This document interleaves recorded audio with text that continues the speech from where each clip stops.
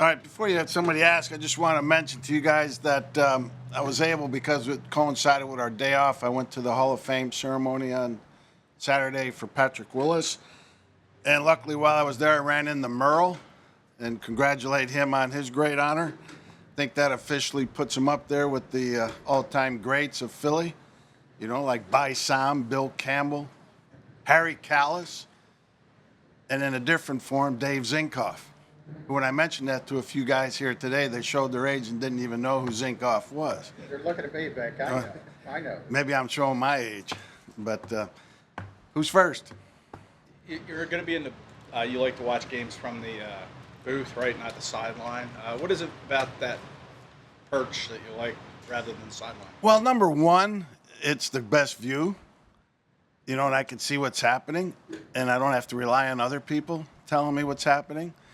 And, you know, there's a reason they filmed the game from up there in a booth right or to the left of me. There's a reason the owners are at that same level. They could sit anywhere they want in the stadium. And it's the best view is number one, you know, because my most important job on game day is to call the game, and I need to have the best view. Okay, and I don't have to rely on others to give me a bunch of information. How about communication with players? It's fine. All the coaches, you know, all the position coaches will be down on the field, and any communication I have to make to the players will come through them, and I have confidence that that will be seamless. How much were you involved in the free agent signing of CJ?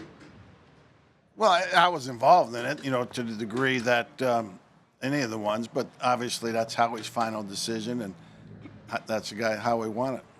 So I assume you liked him. And why Oh, yeah. Why do you think he'll be effective? I think he'll be good. I think he's had a good camp so far. The good thing about what he's been doing so far, and I even told him this, there's been a day or two where he really wasn't even noticeable, and that's a good thing just because he didn't have action come his way in the limited reps he had, whereas some guys can have some screw-ups even in those situations. And I think he's had a good camp up to this point. Is that a byproduct of your system, having probably a fair amount of too high safety shell?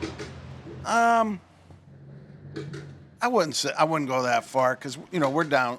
We play a lot of single safety too. What have you seen? Vic, Couple weeks in the camp, what stands out to you about the corner and inside linebacker combinations? That it's a good competition going on. We have not come to any conclusions anywhere. We still have, you know, 3 preseason games and a lot of time, but the competition's been good. I see guys improving, and it's, you know, it's good, healthy competition. When Cooper does come back, is that a domino effect with the outside? Is that going to affect sort of that rotation, which has been mainly Rodgers, Ringo at this point?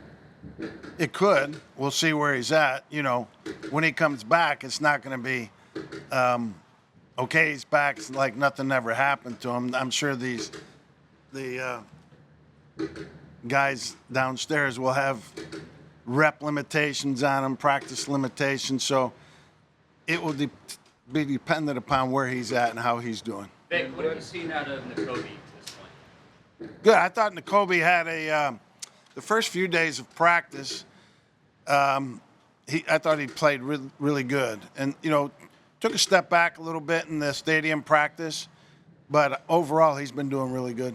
Vic, how has Trotter acclimated himself with the first team? Who's that? Trotter, how has he acclimated himself? He was getting some first team reps yesterday.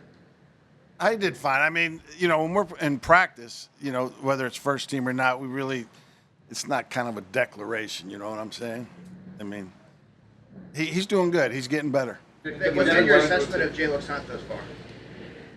I think he started camp good. You know, he had a carryover from a pretty good offseason. And when the pads came on, you know, you could tell that, you know, playing for Cornell and Houston Baptist wasn't exactly the same as the NFL. And but he's grinding, and I expect him to continue to improve. How's the progression going with Bryce Huff being an every down player? It's getting better. He's working very hard at it. He's very prideful in it, and he's improving. Devin White said something in the spring about Devin White said something in the spring about his understanding being that in order to be used as a blitzer in this defense, he has to prove that he can do it to you. What's your evaluation of the linebacker so far in that capacity? Of him? I guess all of them. Are you Yeah, we haven't had a lot of reps in it, but overall it's been good at times, not so good at other times. We need to win a high percentage of the battles when we go against a running back. And some guys have been good, some not so up to this point. You mentioned line rotation. Jordan Davis said jokingly, like, you'd have him out there all the time if you wanted to. Obviously, that conversation is you have with Sirianni and Howie too. In the past, were you preferring that in some way to make room on other spots of the roster and defense? Does it affect how many defensive linemen you end up carrying? Is that part of your thinking before? No.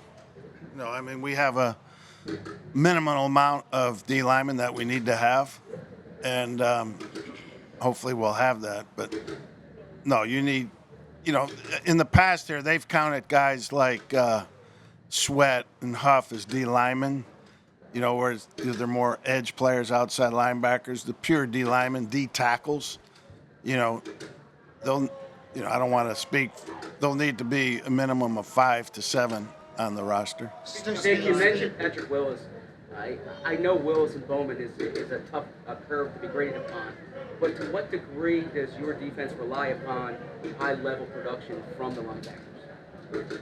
I think every defense in the NFL relies on high-level production from the ILBs, especially with the way the game's being played now. ILB used to be a position where you somewhat could overachieve and be a tough guy, because there was but when the fullback disappeared and he's been replaced by a third wideout or a second tight end that's a good receiver, the game's played in space more. But yet they still run the ball a good deal. So the ILB position has become a more demanding position in this last decade or so. And it's hard not to play good defense without good ILB play. And these guys are working hard to get to that level. We saw you use a couple 4-down looks. I understand you're probably just going to throw a lot of stuff out there during camp, but is that playing to a strength? Not necessarily. It's more of a schematic thing. When you look at Milt Williams, like what does he add to that D tackle group with Jordan and Jalen? Yeah, I like Milt. Milt's a good player. He's solid, both versus the run and in pass rush. He's a guy that I've, from afar, have liked that the Eagles have had. In fact, I tried to get us to trade for him last year in Miami, but Howie wouldn't do it. But I like Milt. Milt's a pro. How about Moro Ajomo, just to follow up on that? It looked like he was... Yeah, he's getting better. He's showing up. He's on the lighter side as D linemen go, D tackles, but he's athletic, plays extremely hard, very coachable, and he's had a good camp. You mentioned your analytics that you kept to yourself. Can you explain the proprietary nature of those kinds of things when coaches are learning from you? No. Zach Vaughn, a little bit. You mentioned inside. He's played outside in the past. Are you focused on him as just an inside linebacker now, or does he still have that versatility in him? He still has that versatility, and that's kind of what I was saying before, learning our team as we go through the rest of camp. We'll be able to use him in different ways because of his versatility. What have you seen from Nolan Smith in terms of his polish as a pass rusher? Yeah, he's been getting better. Obviously, speed is his calling card. He's light as comparison to NFL standards on the edge. So speed and athleticism has got to be where he makes up for that. And he's been doing a good job. Do you have a process to hone your play calling skills, especially with a lot of new personnel for you? Yeah, I'm really not following that question. Yeah, how do you hone your play calling skills knowing that you're going to have a bunch of new players to deploy? Yeah, I don't think it's play calling's part of it, but it's more so in my mind, if I'm hearing you right, of schematically what's the best thing to do with the group of guys we have. And then from that point, the play calling plays a major part in it. When you were evaluating Quinion as a prospect, did you have inside versatility in your head, or is that something that sort of surprised you? No, that wasn't part of the equation in that, because I do think when you drafted a corner per se in the first round, he needs to be a corner, and then if he can play inside, that's a bonus. And this is a bonus right now that he's been able to play inside. We still really like him as a corner, though, too. Vic Brandon Graham said that he wouldn't be surprised if you wanted to see the starters play on defense Friday night. What goes into that decision, and would you like to see that? Yeah, I think Nick is going to, at some point, tell you guys what the rotation may be, generally speaking. I do think he's talked about playing those guys. I don't think he's made a final decision. But I do think it's good that guys get to play some in the preseason. Even the best players I've been around, they want to play, and they don't want their first play of the year to be a regular season game. They want to get out there and feel it. As far as forcing turnovers, is there any indication in a practice setting that will show a team's, I guess, volume for that, or does it have to come via game situations?